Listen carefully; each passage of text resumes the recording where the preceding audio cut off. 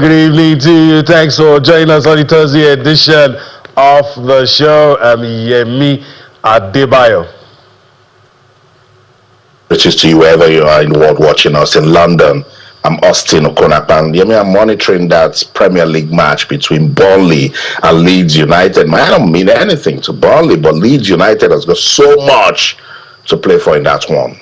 Yeah, they have a lot to play for. Let's also quickly inform our viewers that, of course, we will be talking about wrestling on the show. We'll give you an homecoming story on rugby. You need to watch out for that. We'll also talk about what's happening here on the domestic scene. We'll look at the English Premier League, as Austin has said. What are the managers saying? So we'll look at all of that all for you. We'll also look at the Nigerian National League. That's the outlook of the show today. Before we go any further, let me quickly introduce our guest. He's with us in the Lagos studio. Olumide Akanbi joins us on the show tonight. Olumide, greetings to you. As always, thank you for gracing us with your presence. Yeah, good evening, Yemi. Good evening, Austin. Good evening, Nigerians. Good evening to the planet. It's good to be here again. Yeah, it is. All right, let's go to Alexandria and start from there and talk about a day where it was very good for Nigeria. It was an atmosphere of joy and excitement. Talking wrestling, that's where we want to start on the show today. After Team Nigeria swept 4 out of the 5 possible gold medals in the female wrestling event today. And of course, we're going to be talking in detail about that. I'm very sure it's going to come up on your screen in a bit. Olumide, is heartwarming. Everybody loves victories. We're going to reel out the names in a bit. But it's good when you go all out there. We're talking about the African Senior Wrestling Championship. You go all out there, pictures on your screen. You go all out there and you see Nigeria doing well. Yes, it's a very, very good thing. Nigeria, we know Nigeria to be very good in sports. A lot of us focus on football, but football is not the only sport where we've seen Nigeria, excel. This is wrestling now. We know there's table tennis. I mean, a lot of athletes across different sports. But focusing on this right now, you track back to 2024, 2025. Some of the names that will be coming up shortly. These people have done so very well for themselves and for Nigeria. Talking about the medals list, when you look at them, and so I'm excited that the dominance that we saw in 2025, where this set of athletes won 9 of 10 gold medals. We've seen them also in different categories this time around also pick up gold and a couple of other medals. And this is really heartwarming. I mean, let me go to Austin. I mean, talk about the African Senior Wrestling Championships and the all too familiar story, the women doing us proud. Yeah, women. Clean sweep, 4 gold, 1 silver. Absolutely. I mean, we've got 18 wrestlers right there in Alexandria, 10 female wrestlers, 8 male wrestlers, and it was Christiana Ogunsoya that opened the floodgates of gold medals for Nigeria when she defeated Nogona Bakayoko of Ivory Coast 7-1 in the women's 53 kg. It was such a fantastic victory for her. What followed next was Esther Kolawole. Kolawole gave a flawless performance. Look, when you get a 10-0 superiority win in wrestling, then it shows that you know your stuff, and she did that over Kathleen Swan of South Africa. So when our men, go and misbehave in football with South Africa, when we catch them in wrestling and other sports, we flog them. So that was a big win for Esther Kolawole, who has now recorded her 5th 1, 2, 3, 4, 5 African titles. Goes to tell you the amount of work that our female wrestlers put in. Jumoke Adekoye followed the winning trajectory. She won gold, also defeating her Algerian counterpart Atrakta Cook 8-4 in the women's 57 kg category. Anna Ojo also followed. She defeated Cameroonian counterpart 3-1 in the women's 73 kg. She defeated Wilita Paleji to win gold also. It was Hannah Ruben who was so close, the experienced, skillful Hannah Ruben. I remember the first time she had a first fight, I was right there covering her, and she was so close, but she lost by a pinfall, and that was a silver medal right there for Nigeria. More action tomorrow, but let's take some talking points after this fantastic performance by Nigerian wrestlers at the African Senior Wrestling Championship taking place in Alexandria, Egypt.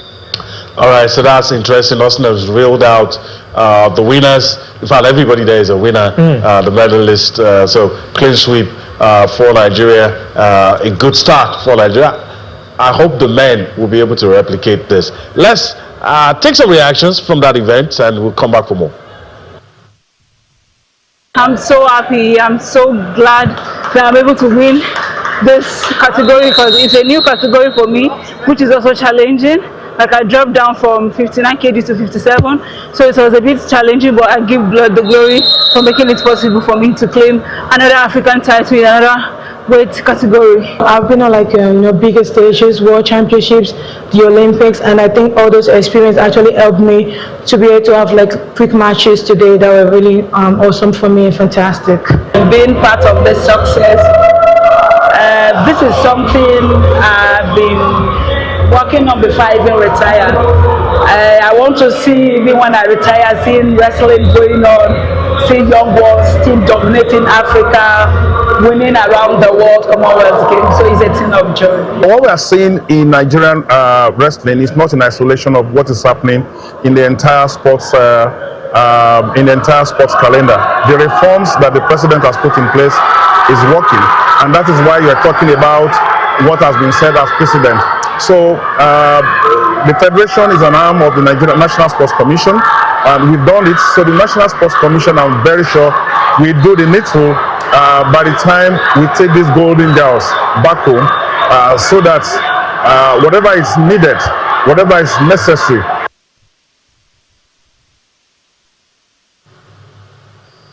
All right, you're listening to some of the wrestlers excited. Ex-wrestlers now in charge of training and seeing to daily activities and officials is a good blend. And of course, also talking about probably something like a sort of reception or welcome being promised. And I hope that happens. Yeah, it's about time, Look, in the last 10 years, tell me when we talk about wrestling that a medal conversation doesn't come in, And I like the progression. That was Blessing Oborodudu. She's got over 10 African titles to her name. Went to the Olympics, gave us a silver medal, and she's been there, done that, and now she's guiding the other female wrestlers. She saw Esther Kolawole have a debut fight. And now Esther Kolawole has won 5 African titles. It's so good. I like the fact that Daniel Igali isn't also out of the mix, and that's what we're talking about, because he's passionate, he's skilled, he's no more the president, but he's still guiding the federation. And Bashir Adeni, the new president of the Wrestling Federation, is saying, okay, you guys know this thing, so let it be a proper transition. And that's what we're talking about. When all of them win, the country wins, and that's what we're talking about. So the president has said that they will bring back this medal. Let's go and tell the president, look, it's not only football we play in Nigeria. We have fantastic wrestlers. The world respects us also with powerlifting. Let's start identifying our areas of strength. Let's invest. And see if we can go to the Olympics. And don't even go to the Olympics. Wrestling has got about 10 medals up for grabs, and we invest in it and go and bring 5 medals. It's not better than going to win just 1 medal in football. Yeah, it is better. And we could go on and on.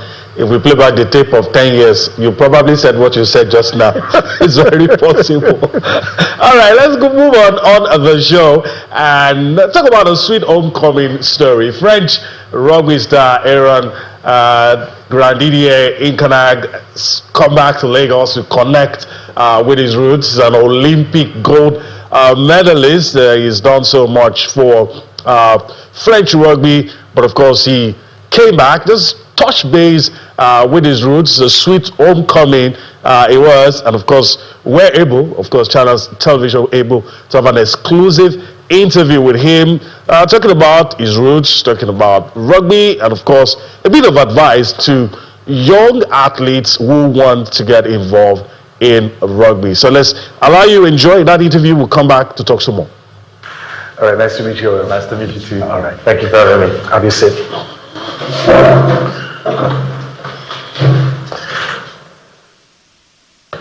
Have you had the chance to experience any Nigerian food? Absolutely, absolutely. The very first day we spent time with Chef Obei from Honor Restaurant, and we had the opportunity to eat twice there and have a little masterclass cooking session where we learned how to cook jollof rice and egusi soup. And then on Tuesday we went to a traditional Nigerian restaurant, and again it was ogbono, bitter leaf, and more egusi soup, jollof rice, pounded yam. So Aaron, tell us, what inspired you to start playing rugby? For me, I think for me in the beginning, I was born and raised in London, and that's where I spent the majority of my life. My mother was French, so at home we had very much the massive influence from my French mother and my Nigerian father, who was what we call at home a second generation Nigerian, because he was also born in the UK. But he instilled in me the Nigerian work ethic and discipline from a very young age. It was more towards academia in the beginning, and he was very much focused on my studies. But ultimately, I think that those same mentalities were pushed over across when I decided to pursue sport. And for me, without my French culture, I never would have made the jump from England to France to pursue my career. And I think ultimately it's those values that my father instilled in me, which covered the Nigerian side. And as much as growing up, we didn't have much of the Nigerian culture around. I never got to go to Nigeria. We didn't speak the language. Food was very much our real link back to Nigeria. We'd eat Nigerian food quite often. So I was accustomed to that from quite a young age. But as I said, I think it's really the Nigerian mentality and the resilience that was installed. I know time will not allow us, but I'm seeing your medal. I feel like grabbing it. But can you talk to us about the high points of your career? My very first professional game. Unfortunately, the conditions weren't optimal. It was during COVID, so there was no one in the stadium. My family couldn't come watch. But for me, that was again confirming that I'm on the right path and I'm on the way there. My first cap for France Sevens, very, very special moment. And then obviously the most important moment of them all is when we won the gold medal in 2024. There are a lot of kids listening to you now, and they're thinking, I want to be like Aaron. What are the things you would like them to do? What are the things you would like to tell them? Sport for me, even if I hadn't made it this far, it's taught me so many lessons on the pitch and off the pitch, and I think that's a very important thing. Secondly, I just think of the athletic potential of Nigerian people. I was talking about it earlier. Nigeria only has 3 gold medals historically, but if you look at the diaspora, there are so many more, and it shows the athletic potential of the country. And I think that if the potential and the talent is honed properly, then the country is going to be in a position, not just for rugby, for all sports in general, it's going to be in a position to win more medals and have more achievements nationally. So today I had the opportunity to run a rugby clinic with over 200 kids in Surulere, and I was so impressed by their technical ability. Like, despite the lack of infrastructure, the lack of training facilities, I was so impressed by it. And you can see some of them so earlier showing off these incredible athletic abilities in agility, power and speed. So that was one of the things that impressed me the most. And then secondly, for the kids that hadn't picked up rugby before, their enthusiasm to learn about the game and to get involved really stood out to me. I guess at this point we'll have to call it a day. Aaron, I want to thank you for your time. Thank you. Hopefully we get to do this again some other time. Yeah, I hope so. All right. So, thank you so much. Nice Thank meeting you. you. Yeah. All right, that's French rugby star Aaron and Didier. And of course, reception was held in his honor at the French embassy yesterday. Also, a quick one on this. It told us some of the things we already know, some of the things we've been saying. One of the things, even though it wasn't caught on camera, but one of the things he said, look, Nigeria has won 3 gold medals, but if you look at the amount of medals the Nigerians in diaspora has won, it tells you the story of what could have been. Absolutely. I mean, I like the fact that with that interview, he used it to inspire the next generation. Again, highlighting that we can be known beyond football. Someone can come now and say, oh, he's not playing rugby for Nigeria, and how big is rugby in Nigeria? For him to come back home to associate with the motherland, means that we can tap into it. It can be a useful resource. I said it, growing up in the UK, rugby is big in this country, and then now he's playing it professionally. We can strike, professional strategic partnerships with the likes of Aaron, and it can inspire young kids to play rugby. We are physical, we are athletic, we are strong, and those are the physical attributes of rugby. So Olumide, I liked it. Whenever this sort of interviews come up and people want to emphasize that, he's not born in Nigeria, how much of Nigeria does he know? He has come back home to identify with us. What can we get from such superstar? Yes, there's a lot we can get from it, and I don't like the part of where people always talk about how these people don't know anything. In that interview, from the few minutes that we're able to get, I can't count how many times he referenced his father instilling the Nigerian culture and value, and that is one of his strengths. Some of the things that kept him, going, and it was more of strength for him, knowing that I'm from a continent or a place where we are strong, we are fast, we are intelligent, and if we are in the right environment, we can excel. So I think that for people in the diaspora, they know these things. But the reason why some of them represent other nations or don't readily come back home is because they don't have a place that is convenient for them, to exhibit their abilities, and that's something that we can take from this. He said he went to that place and saw a lot of talent, but it's more than the talent. You need to create an enabling environment for these people to, really excel. And it's not just creating that. The technical ability you mentioned, you need people who can make that count and become something, so that we can have more of Grand Didier. All right, I guess that's a place to leave it. Talking about rugby, the homecoming, and so all the things we've said.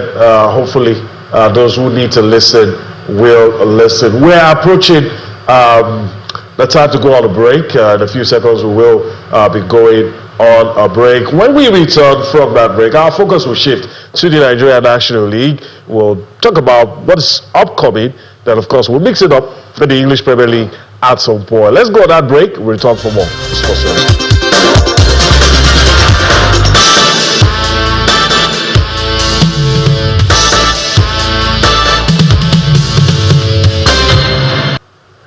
Welcome back. It's time to take a quick stab at the Nigeria National League. And of course, what you see on your screen is the Super 4 tournament. Let's start with day 1 fixtures. The teams that are in there. For some, they won't be here next time. For some, of course, they have a lot to play for. Sporting Lagos and Ranchers Bees. Of course, the fixtures for day 1. Doma United and Inter Lagos. That's the fixture on the world. What is on offer is to be called the champions. Ranchers Bees will take on Inter Lagos, and of course Sporting Lagos take on Doma United on day 2, and day 3 of the Super 4 tournament. Doma United takes on Ranchers Bees. Sporting Lagos takes on 8 Lagos. These are the fixtures for that. And of course, on offer is the Super 4 trophy.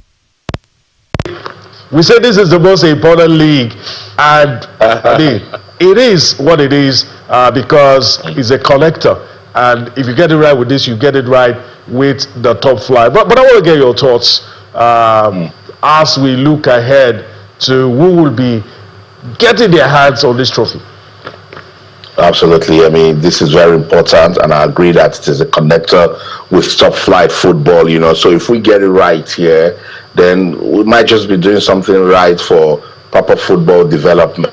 And the football on the pitch will definitely get us talking. I think on Monday the 4th, it will kick off right there in the Kenne home ground of Remo Stars Football Club.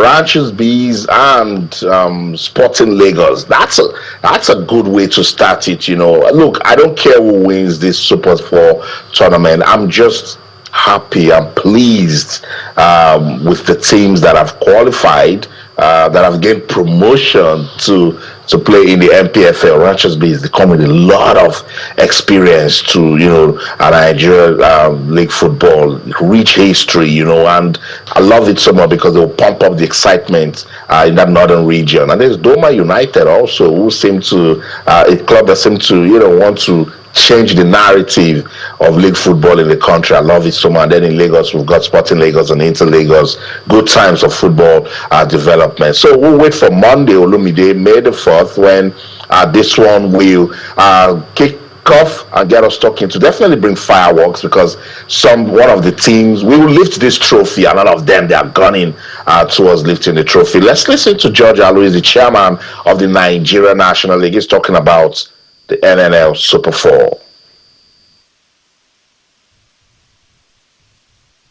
Before this board came on stream, I must tell you that people basically regarded the NNL as a cash and carry league. But when we came on board, we felt we needed to do something to change that narrative. We started in Kano, where we had our very first outing. We went to work. People were talking about looking for sponsors. I said, no, I am a media person. I know that for you to get sponsors into football, you must first of all have a good product, because corporate bodies are not charity organizations. If you don't have a good product, you will not be able to attract corporate bodies. For the first 2 years, we worked hard to change the narrative. We brought reforms. First and foremost, as a journalist, I told myself that this league that I am administering must be on television, one way or the other. And today there are so many platforms that you can use to take your games to the home of everybody. We now enshrine in the rule that every club that is playing in the league must take their games live by live streaming it. And then we made it a rule that if you don't allow your opponents to live stream, you are imposed with a 2 million naira ban. The camera you are using now, before now, when you take it to a league venue, it will be destroyed. But today, all that have changed. Games are now coming live. We have clean production and all of that. That has made the league better. There is so much to play for. You can see that in the first place, the prize money has been increased. Every team that is coming to Ikene will get participation fee. And then it is an opportunity for you to rehearse ahead of MPFL. And like I said, you are not playing for free. There is prize money involved. You win the league, you pocket 10 million naira. It can only get better. And we have taken the league to the best facility in the country, the Remo Stars Stadium. Yeah, that's it. George Alu, chairman, Nigeria National League. And shout out to George Alu and his team. They've really done a good job. We just hope that it will get better, in being a journalist, and now he's administering football in Nigeria. Those things that he has called out, hopefully he's fixing it. They mentioned security. And to an extent, the NNL before would have seen pictures of players chasing referees and fighting here. And I don't think we saw that this season. That's a bit of progress, isn't it? Yes, it's a lot of progress in the NNL this season. I followed NNL closely this season. Maybe there's a little interest with Sporting Lagos and Inter Lagos. I just wanted the Lagos teams, to come back because of the history around Lagos clubs. When they go down, it's always very difficult for them to come back up. Now, Sporting Lagos went down and then they are back. Inter Lagos, they've been knocking for a while and now they are back. And some of the things that help them in doing this is also the structures and the systems, put in place for this season that will be concluded in Ikene next week. And it's a lot of progress from them. Like he said, it can only get better. We know what the prize money is. There is participation fee, and yes, a lot of games. I saw a lot of games. Like I said, because of Sporting Lagos and Inter Lagos, I followed closely. They travel, they stream their games. When they are here in Lagos, you see the games. So you can talk about, to a large extent, the security thing he's talking about. I saw some games live. I went to the stadium to watch these games, and I mean, it was the atmosphere. You look at the environment, everything looked very good, and it was very competitive. This season was very, very competitive. It must be said. Yeah, and kudos to them for what they have done. The future is bright. But George Allo cracked me up in his opening statement. He said he used to be a catcher and carry league. I almost lost my cool here. Absolutely. I mean, it was indeed a catch and carry league. All right. Okay, that's just for laughs anyway. All right, let's move on. Kudos to, of course, the NNL and what they've been able to do, and hopefully they will do more. And of course, we'll have a brilliant Super 4. All right, let's move on now and talk about the English Premier League. That's our next port of call. Let's show to you the matches that will be played right there on your screen on Saturday. Let's start with Saturday. Brentford will take on West Ham United. Newcastle United will take on Brighton. Wolverhampton Wanderers will take on Sunderland. Then Arsenal will take on Fulham, of course, in that London derby. On Sunday, AFC Bournemouth will take on Crystal Palace. Manchester United will take on Liverpool. Of course, the only team probably on offer here is the Champions League spot. It looks like United have run away with it. Aston Villa and Tottenham. There's a lot on the line for this. One wants to play the Champions League, the other wants to avoid relegation by all means possible. Chelsea will take on Nottingham Forest, and of course Everton will take on Manchester City. Olumide, I want to get your thoughts. Which one of these fixtures will the matches this weekend or this round determine who wins the league, or we'll have to wait till the very end? For who wins the league, we have to wait. Arsenal are playing against Fulham, and that's a very, very tough fixture right there between these two sides. And so, yes, Arsenal have played one more game than City, so they have that 3 points advantage. They can, they can extend that and wait. We'll wait till Monday and see what City will make out of Everton's game. But I think that the title Quick one. If Arsenal wins, and the gap is 6 months, 6 points rather, do you think it puts pressure on City, or they can drown? They have the experience to drown out the noise. There's pressure. Pep Guardiola can try to excuse that and try to ease things and say what we know him, the mind games he likes to play. But there will be pressure because you now know you're playing catch up. You have 2 games to play and you have more difficult games. No margin for error. All right. Yeah, no margin for error. I agree. No. Let's listen to Mikel Arteta get his thoughts ahead of the crucial game against Fulham. Focus on Fulham and hunger to play, hunger to compete, hunger to win, hunger to be closer to achieve our dream. I mean, we're playing to win the Premier League. Is exactly where we want it to be. 4 games to go. It's game 2. I'm ready to go. We certainly have that, and we need to face any context, any situation to achieve our goal. And what happened tonight was extremely disappointed, and we need to make it at home now. It's a lot of factors. That's something that emotionally, for sure, we have to manage in the right way. But I will put the emphasis more on again showing that desire, that determination, that hunger, that will that we've shown all season, and even more because we have only 4 games to play now, and everything is at stake. So it doesn't get better than that. All right, that's the Arsenal manager, Mikel Arteta. I mean, also let me come to you and get your thoughts on this one. And same thing that I wanted to get Olumide's opinion. If Arsenal go on to win this game, 6 points, without more pressure on Manchester City that we're about to talk about, or are they so experienced they can drown out the noise? And what if the Gunners go on to lose? Should we just say curtains? No, we won't say curtains if Arsenal go on to lose. I think if Arsenal should lose, that's where there will be a bit of pressure on Manchester City, because now they cannot afford to sleep. But if Arsenal wins, Manchester City will be winning all day every day, I tell you, because they've been here before, and the mentality in the team now is pumped up, because they will be saying to themselves, how did Arsenal manage to let us catch up, and all of that? So that's the motivation Manchester City they're using. They're staying focused. No much pressure on them, because they're not playing in the Champions League like Arsenal. Look at Arsenal, for instance. Mikel Arteta is saying they need to manage their emotions, but just 2 days ago, he was still mad with the video assistant referee because of what happened in the Champions League, So, but for this guy, Pep Guardiola, and everything he has been through in this league, and particularly the lessons from last season, he will be saying to himself that, look, we can actually do a domestic double,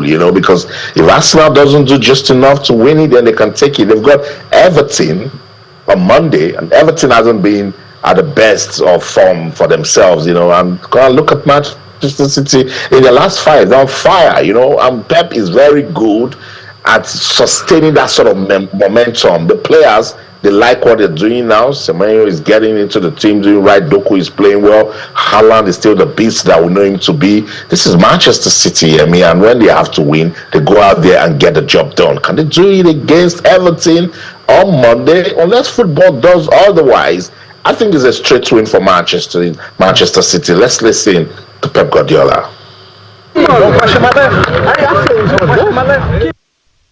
David Moyes since was born. I've been really good in everywhere. I still have the passion at his age, to training is really nice, and of course it's maybe the last moments you have a good results, but still is fighting for European competitions and looking for a new stadium and ready for our another final. Is what it is. When we went the travel and quadruple, always we had this type of calendar. Of course, could be better, but I never expect from long time ago something. So it's what it is. We adapt and go to play game by game. And said the same. It's what it is. You have to adapt. If you don't like, go to train in France or go to train in Portugal. So I like to be here, and I said many times when I was in Barcelona and I see all the managers here complaining about the schedule, I will not be I did it in the past. So it's what it is. So I never expect differently. So they decide to play in Tuesdays, Saturdays, Wednesdays, Thursdays, Fridays, we'll play. You see what I'm talking about? Olumide, you see, Pep doesn't look. It's even like bring the game when it's not, of best timing for them, and then they will play and then they'll go out there and do what they have to do. So looking at that game against Everton right after they defeated Chelsea 3-0, I think they dropped the point.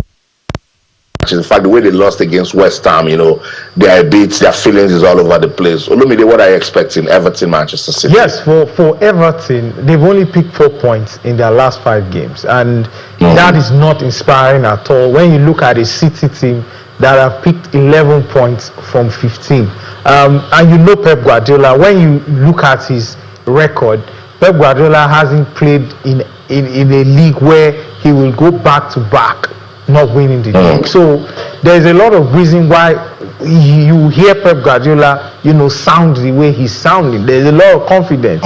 I don't go to any league where I go back to back, winning the league. So there's a lot to fight for. Everton is not a difficult side. Like I said, 4 points from a possible 15, and I have done 11 of 15.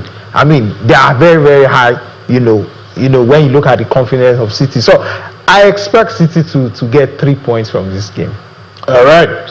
Unless, of course, David Moyes decides to give Mikel Arteta a gift. It's his boy anyway, so we'll see what happens with that one. But let's move on and talk about a game that probably 10, 15 years ago will be what we will be talking about, and we will focus on Manchester United and Liverpool, contrasting fortunes for both teams. A lot of people have said Arne Slot probably hiding under the fact that he won the league in his first season, because if what is going on this season was in his first season, probably wouldn't have a job right now. I don't agree with those who say that, but that's the word on the street. But Arne Slot is preparing his side for the game against Manchester United. He's been providing updates regarding his team on players like Mo Salah and the other players, talking about, of course,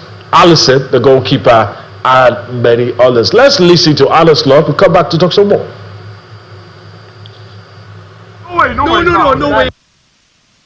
As we know from Mo, he's always working incredibly hard during the season when he's fit, but definitely also when he's injured, to be back as soon as possible.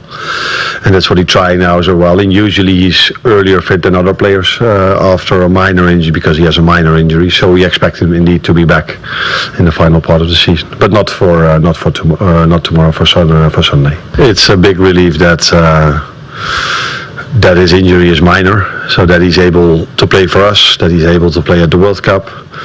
And if there's any time a player that deserves to get a big send-off, it's definitely Mo. This team is capable of much more, but yeah, it would be helpful if everyone is available once in a while as well, and that hasn't been the situation throughout the whole season, and that's very extreme at the moment, the amount of players we are missing.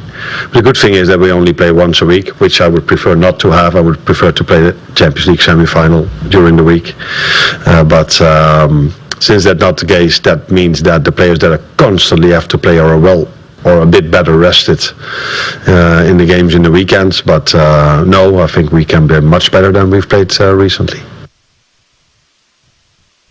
Certainly one of my favourite games, yeah, without doubt. I think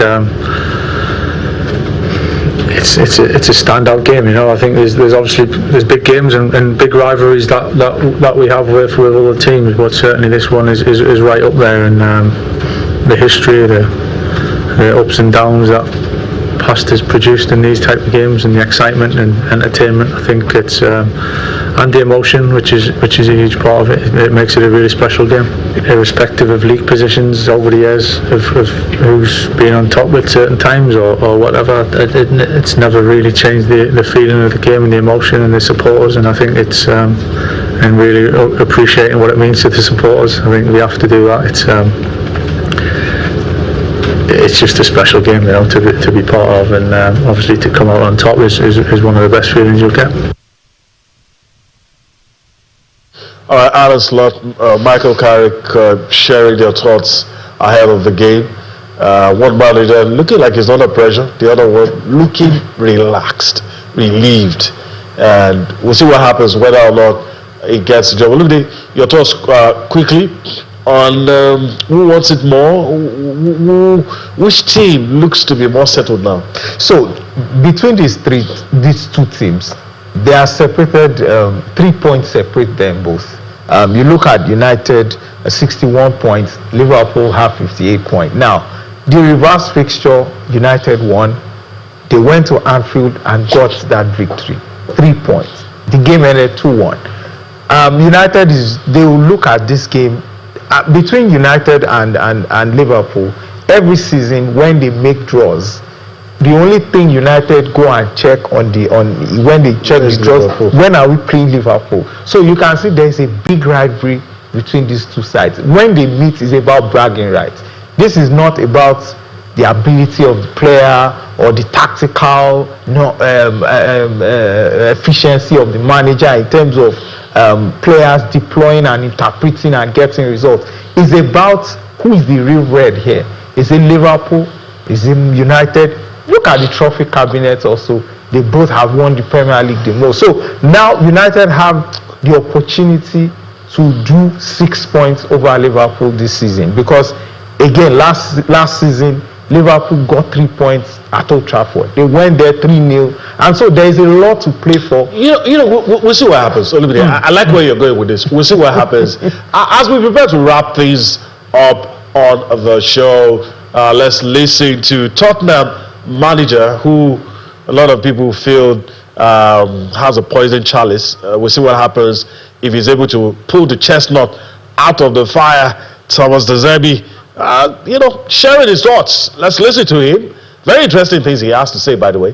Let's listen to him as we prepare to wrap this up. But I heard, no, it's impossible. We are crying. Everyone is crying. We relegate. No, not yet. Yeah. And we have to die on the pitch. And to die on the pitch, we have to lose the game. And before losing the game, we have to play, we have to fight. We have 2 points less than West Ham, and West Ham have to play a difficult game as well, like us. And for that, okay, it's not the best moment for us. It's not. It's a tough moment. It's a difficult moment.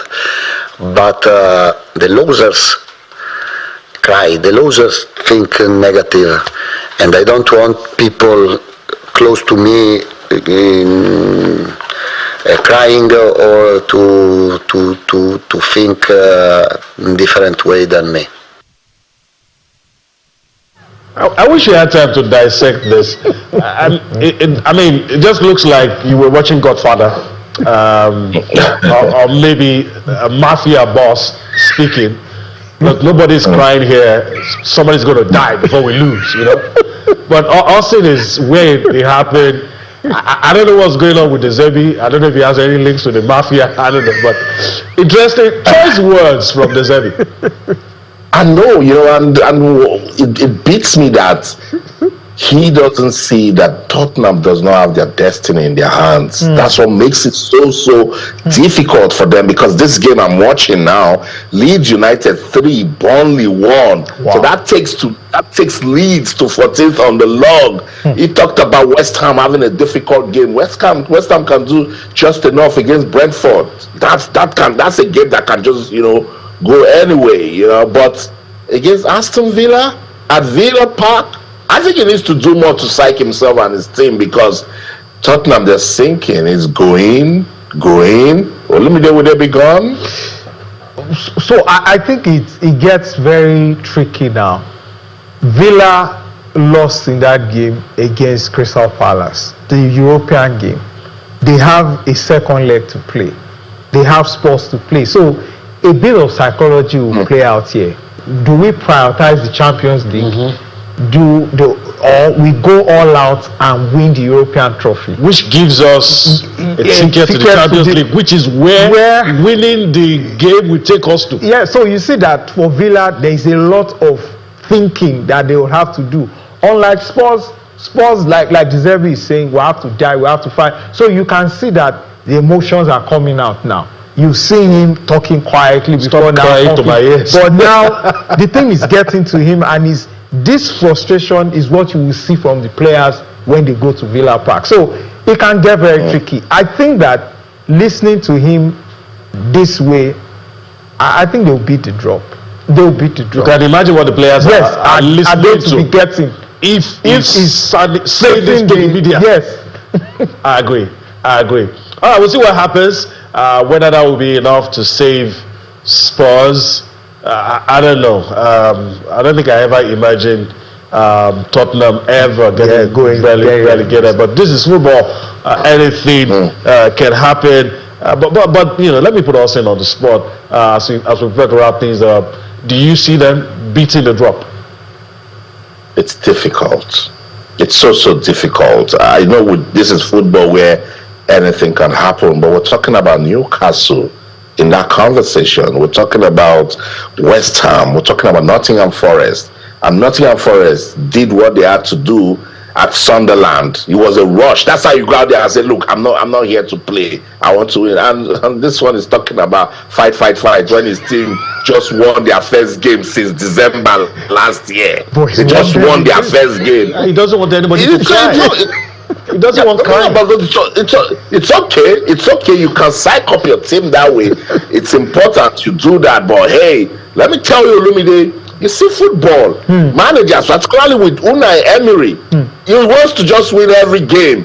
Now they know that they are playing for a top 4 finish. If we beat Tottenham, that has been messy all season, that puts us in that position. Then they start hoping for Liverpool to have the drop against Manchester United. True. And then when they get to that Nottingham Forest Europa League bridge, they will find a way to cross it. But now, just win the game ahead of you. That makes it very difficult for De Zerbi and Tottenham. It's not my problem. Thank you so much. That's the show. In London, I'm Austin Okonak, and in everything you do, remember, let's keep talking sports. Bye for now. All right, it's not my problem as well. It's Thomas De Zerbi's problem. We'll see what happens. We'll be back here next week to talk about that. First, I'll thank Olumide James Akobi for his time on the show. Pleasure to be here. I don't want De Zerbi's problem. Nobody wants it. All right, it's a wrap for the show. It's a wrap for the week. You see us again next week, where we'll be serving you all the best and latest in the world of sports. Enjoy your weekend. Enjoy the holidays. You see us again next week. I'm Yemi Adebayo. Bye-bye.